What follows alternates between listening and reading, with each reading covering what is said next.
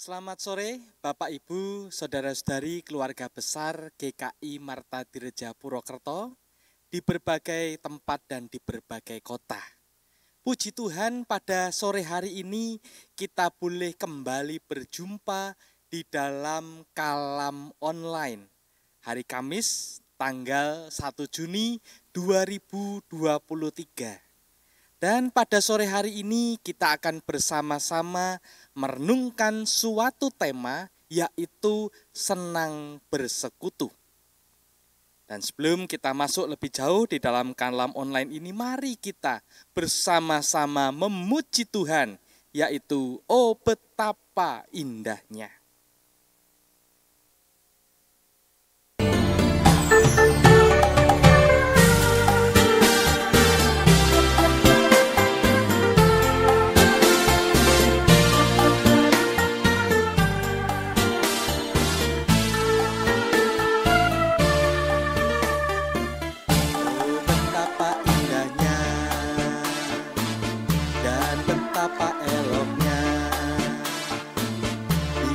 Saudara seiman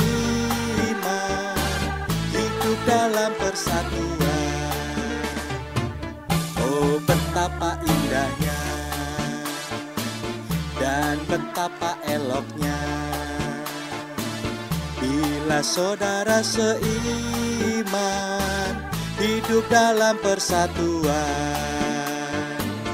Keurapan di kepala harum, yang kejanggut dan jubahnya turun seperti embun yang dari Hermon mengalir ke bukit Sion. Kesana telah diperintahkan Tuhan agar berkat-berkat dicurahkan, kehidupan untuk selamanya. Oh betapa indahnya, oh betapa indahnya dan betapa eloknya bila saudara seiman hidup dalam persatuan. Oh betapa indahnya dan betapa eloknya bila saudara seiman hidup dalam persatuan. Keurapan di kepala harum, yang kejanggut dan jubahnya turun seperti embun yang dari Hermon mengalir ke bukit Sion. Kesana telah diperintahkan Tuhan agar berkat-berkat dicurahkan, kehidupan untuk selamanya. Oh betapa indahnya.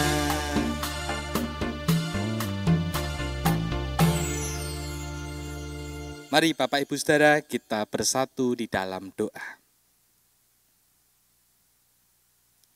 Ya Tuhan, sungguh betapa indahnya ketika kami boleh hidup bersekutu bersama dengan Engkau dan saudara seiman kami. Dan sungguh hati kami berbahagia jikalau pada sore hari ini kami boleh bersekutu secara online di dalam kalam online pada tanggal 1 Juni 2023 ini. Dan kami akan bersama-sama merenungkan suatu tema, senang bersekutu. Oleh karena itu kami mohon kuasa Roh Kudus menerangi hati dan pikiran kami, supaya kami dapat memahami dan mengerti akan firman Tuhan yang akan kami dengar, sehingga kami mampu memelihara dan melakukan firman-Mu itu di dalam kehidupan kami secara nyata hari lepas hari. Bersabdalah kepada kami ya Tuhan, kami siap untuk mendengarkan sabda firman-Mu. Di dalam nama Tuhan kami Yesus Kristus kami berdoa. Amin. Bapak Ibu Saudara, tema senang bersekutu menjadi perenungan kita pada sore hari ini, di mana kehidupan kita sebagai orang percaya sesungguhnya dipanggil oleh Tuhan untuk bersekutu bersama dengan Tuhan dan bersekutu dengan saudara seiman kita. Dan kita pelajari pada sore hari ini bagaimana cara hidup jemaat mula-mula pada waktu itu yang dicatat di dalam Kisah Para Rasul 2 ayat 41 sampai dengan ayat yang ke-47. Dan nanti kita akan membaca bagian demi bagian. Nah, Bapak Ibu, saudara-saudari, ada sebuah ungkapan yang mengatakan makan gak makan asal kumpul. Tentu saja ungkapan ini bisa ditanggapi baik secara positif maupun secara negatif. Secara negatif tentu akan mengatakan, loh kok hidup itu isinya kumpul-kumpul, gak kerja, gak makan gak makan kumpul, kerjanya kapan dan sebagainya. Secara negatif bisa saja dimaknai demikian. Namun secara positif, ungkapan ini ingin mengatakan makan gak makan asal kumpul, sebenarnya ingin mengatakan kepada kita bahwa kesempatan untuk berkumpul, kesempatan untuk bersekutu merupakan hal yang istimewa. Karena ketika kita hidup, maka kita akan selalu berjalan ke depan dan tidak bisa mengulang ke belakang.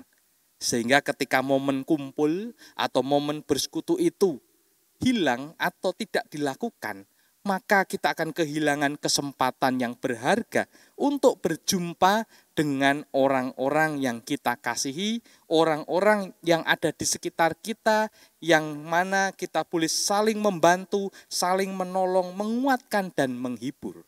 Dan tentu saja ketika saya melihat ungkapan ini, bisa jadi saya ingin menilai dari sudut pandang saya, bahwa ketika kita diundang untuk berkumpul, ketika kita diundang untuk bersekutu, maka mari kita sambut dengan penuh syukur, kita sambut dengan penuh sukacita.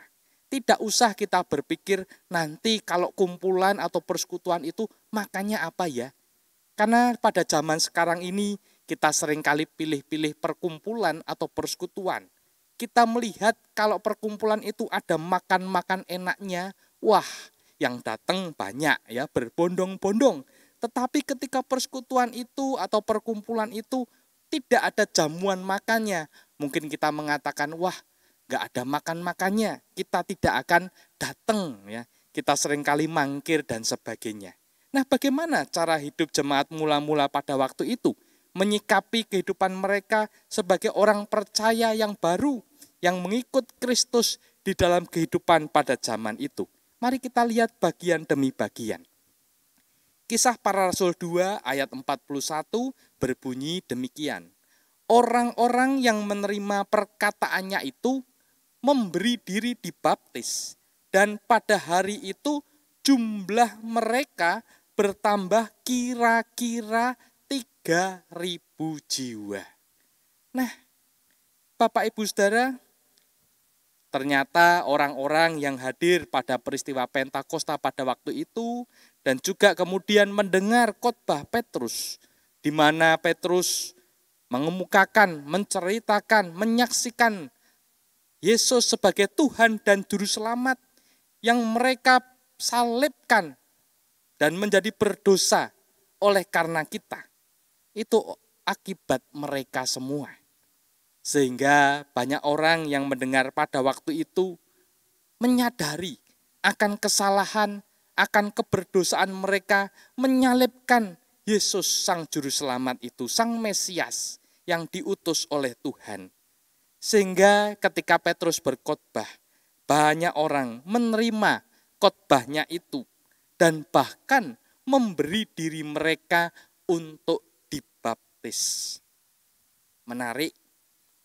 Diceritakan di dalam Kisah Para Rasul 2 ayat 41 ini, pada hari itu jumlah mereka bertambah kira-kira 3.000 jiwa.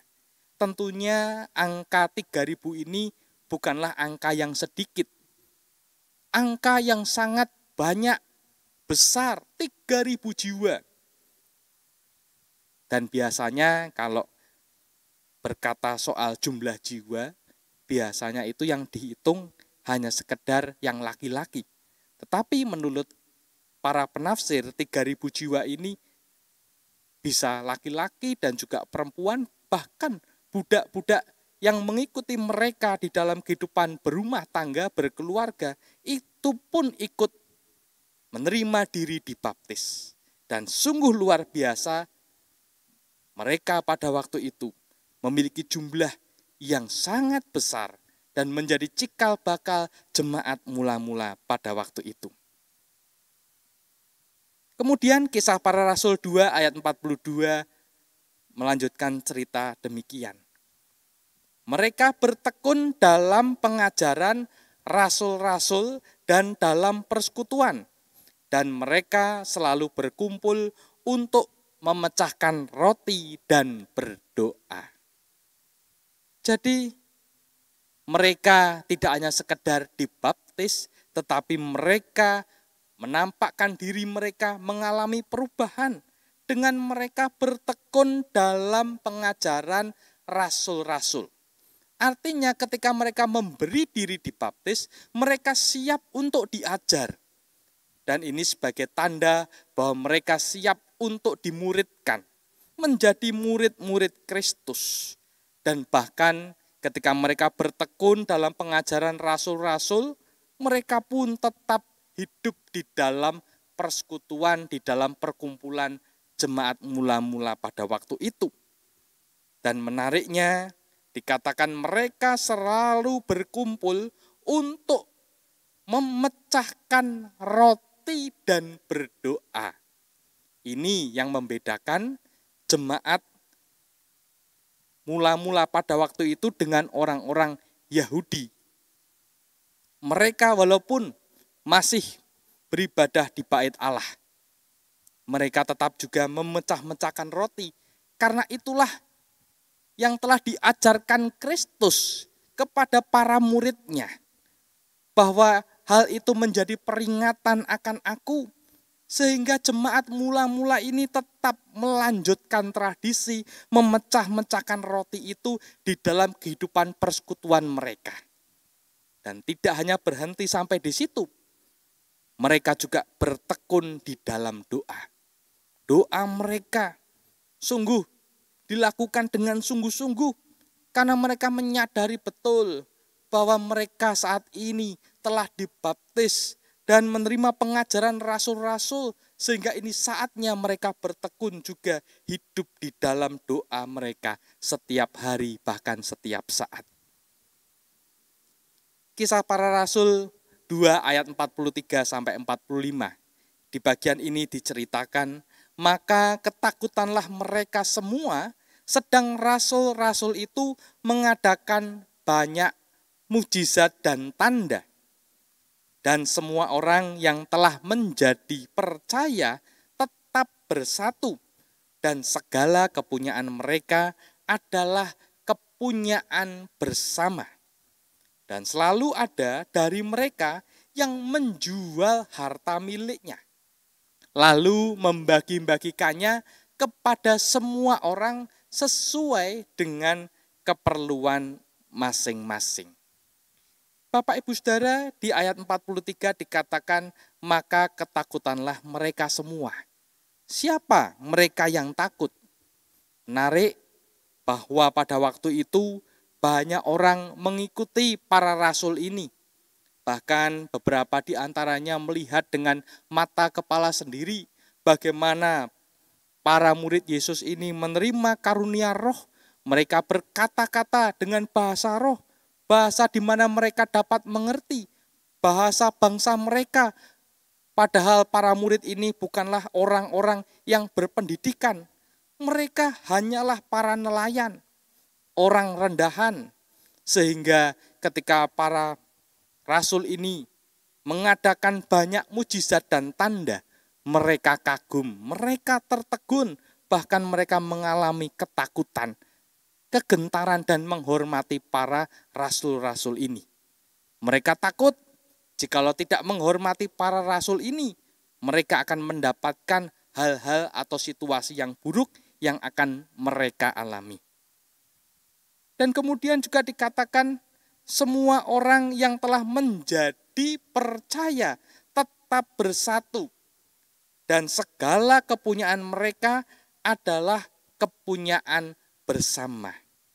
Jadi ketika mereka percaya kepada Yesus, mereka tetap membentuk sebuah persekutuan, bersatu, berkelompok, berkumpul.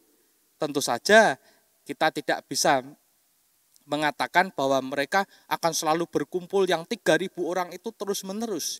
Tetapi menurut para penafsir dikatakan bahwa perkumpulan, persekutuan mereka dibentuk seperti kelompok sel sesuai dengan kesamaan mereka. Mungkin kesamaan bangsa, kesamaan bahasa, dan sebagainya. Sehingga mereka tetap bersatu di dalam kelompoknya masing-masing dan mereka tetap bersatu di dalam iman kepada Tuhan Yesus Kristus. Dan dikatakan segala kepunyaan mereka adalah kepunyaan bersama. Nah, ini menarik. Segala kepunyaan mereka adalah kepunyaan bersama. Di sini kita bisa belajar bahwa ketika mereka memiliki sesuatu, mereka berbagi dengan orang-orang yang ada di sekitarnya. Hal itu dinampakkan di dalam ayat yang ke-45 yang mengatakan, dan selalu ada dari mereka yang menjual harta miliknya, lalu membagi-bagikannya kepada semua orang sesuai dengan keperluan masing-masing. Jadi cara hidup jemaat mula-mula ini, mereka saling berbagi. Dan ketika mereka memiliki kelebihan, kekayaan, dan melihat saudaranya yang miskin, mereka tidak segan-segan untuk melindungi mereka dari kelaparan, dari kemiskinan, sehingga mereka selalu saja ada yang menjual harta miliknya dan membagi-bagikan kepada semua orang sesuai dengan keperluan masing-masing. Tetapi memang kehidupan jemaat mula-mula ini hanya di tahun-tahun awal ketika mereka hidup bersekutu. Tetapi ketika Injil keluar dari Yudea, maka cara yang demikian ini sudah mulai terkikis dan hilang. Tetapi jemaat mula-mula pada waktu itu sangat peduli dengan saudara seimannya. Mereka bahkan rela menjual harta miliknya dan membagi-bagikannya kepada mereka. Lalu ayat 46 dan 47 dikatakan demikian. Dengan bertekun dan dengan sehati mereka berkumpul tiap-tiap hari dalam bait Allah. Mereka memecahkan roti di rumah masing-masing secara bergilir dan makan bersama-sama dengan gembira dan dengan tulus hati sambil memuji Allah. Dan mereka disukai semua orang dan tiap-tiap hari Tuhan menambah jumlah mereka dengan orang yang diselamatkan. Nah, Bapak Ibu Saudara, dengan tekun dan dikatakan dengan sehati, mereka berkumpul tiap-tiap hari dalam bait Allah. Walaupun mereka percaya kepada Yesus, mereka tetap beribadah di dalam bait Allah karena mereka adalah orang-orang Yahudi dan tidak meninggalkan ibadah mereka di bait Allah, tapi mereka memiliki ciri khas yang khusus. Walaupun mereka beribadah di bait Allah seperti orang Yahudi pada kebanyakan, tetapi mereka memecahkan roti di rumah masing-masing. Dan dikatakan secara bergilir dan makan bersama-sama dengan gembira dan dengan tulus hati sambil memuji Allah.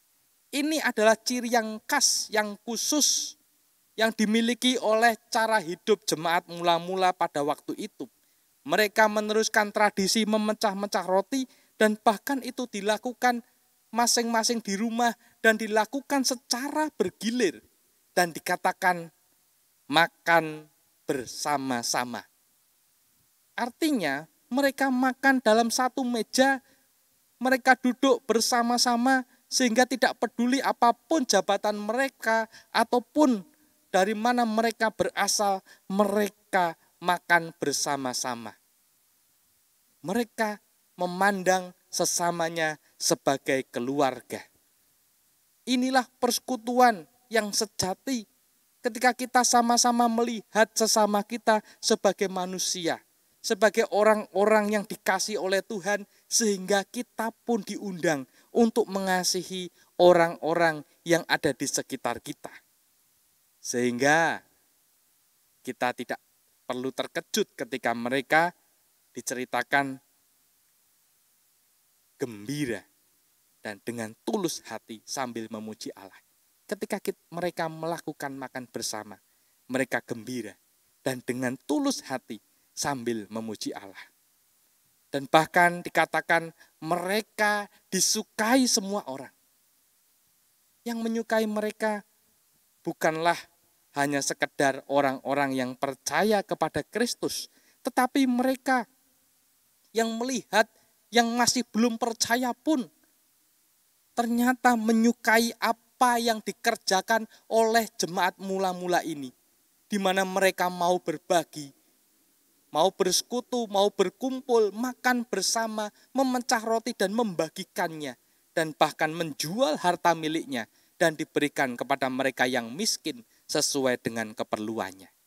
Sehingga ketika orang-orang menyukai tindakan mereka bersekutu dan berkumpul, maka tiap-tiap hari Tuhan menambahkan jumlah mereka dengan orang yang diselamatkan.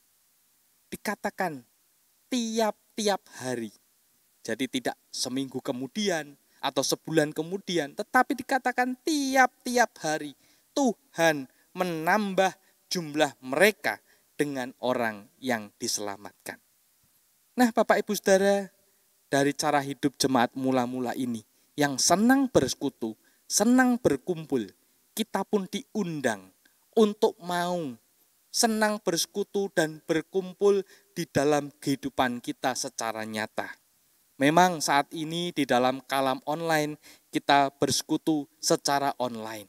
Tetapi harapannya ketika kita bisa bertemu muka dengan muka, senang bersekutu di dalam ibadah kita, tentu itu pun hal yang menggembirakan bagi kita. Ketika kita lama tidak bertemu dan kita berjumpa muka dengan muka secara langsung, itu pun akan menimbulkan suasana gembira dan sukacita di dalam hati kita. Oleh karena itu saya ingin memotivasi Bapak Ibu Saudara dan saya secara pribadi, yuk memotivasi diri kita masing-masing untuk senang bersekutu. Sehingga melalui kalam online ini saya mengajak Bapak Ibu Saudara-saudari yang mungkin sampai saat ini masih mengikuti ibadah-ibadah di gereja kita GKI Marta Direja Purwokerto secara online. Mari Bapak Ibu yang bisa hadir secara fisik dan sehat untuk kembali datang di dalam ibadah minggu ataupun di acara-acara gerejawi lainnya. Karena Bapak Ibu masih bisa hadir secara fisik, masih sehat. Namun jikalau Bapak Ibu secara fisik mungkin lemah, sakit, dan tidak bisa hadir, maka bersekutu secara online pun itu pun merupakan anugerah Tuhan. Tetapi saya ingin memotivasi, yuk kita semua rindu bersekutu, rindu berkumpul. Karena tidak ada yang mustahil bagi Tuhan. Kita pasti bisa melakukannya ketika kita benar-benar rindu kepada Tuhan, ingin bersekutu bersama dengan Tuhan dan jemaatnya di gereja dimanapun kita saat ini berjemaat dan secara khusus di GKI Marta Direja Purwokerto ini. Sehingga ketika nanti saya bisa bertemu muka dengan Bapak Ibu Saudara secara langsung di jemaat GKI Marta Direja ini, kiranya kita bisa saling mengasihi, saling memberikan penghiburan dan kekuatan satu dengan yang lain. Dan itu pun akan memperkaya kehidupan berjemaat kita, mempererat tali persaudaraan di antara kita. Dan disitulah Tuhan hadir, memberikan kasih-Nya, berkat-Nya, mendamaikan kita. Maukah saudaraku menyambut firman Tuhan ini dan mengajak kita untuk bersekutu? Saya tunggu kehadiran Bapak Ibu Saudara di dalam setiap persekutuan, perkumpulan, di setiap acara di GKI Marta Direja Purwokerto. Amin. Mari kita berdoa. Ya Tuhan, Kami bersyukur atas firman-Mu yang boleh kami pelajari di dalam kalam online pada sore hari ini. Sungguh Tuhan, kami bersekutu saat ini secara online. Namun kami rindu untuk mengalami perjumpaan muka dengan muka secara nyata di dalam kehidupan persekutuan kami. Sehingga ketika kami boleh berjumpa, kami boleh memberikan kasih kami secara nyata, secara langsung, dan kami pun boleh secara intens untuk membangun hubungan yang erat. Oleh karena itu kami ingin memotivasi diri kami, dan kami mohon Roh Kudus-Mu yang menguatkan dan menghibur kami, supaya dimanapun kami berada, kami mau untuk hadir di dalam setiap persekutuan di jemaat kami masing-masing dan secara khusus di GKI Martadiraja Purwokerto di tempat ini. Kami rindu melayani Tuhan, kami rindu mengalami persekutuan bersama dengan Tuhan dan saudara seiman kami. Saat ini kami mohonkan berkat-Mu untuk kehidupan keluarga kami pribadi lepas pribadi. Hadirlah menjadi kepala rumah tangga kami ya Tuhan, sehingga hanya kasih-Mu yang boleh kami utamakan di dalam setiap langkah kehidupan keluarga kami. Sehingga setiap ada persoalan dan masalah, maka kami boleh mengedepankan kasih dibandingkan ego kami masing-masing. Kami percaya di dalam Tuhan, maka setiap persoalan dan masalah kami akan mampu kami hadapi dan bahkan kami selesaikan.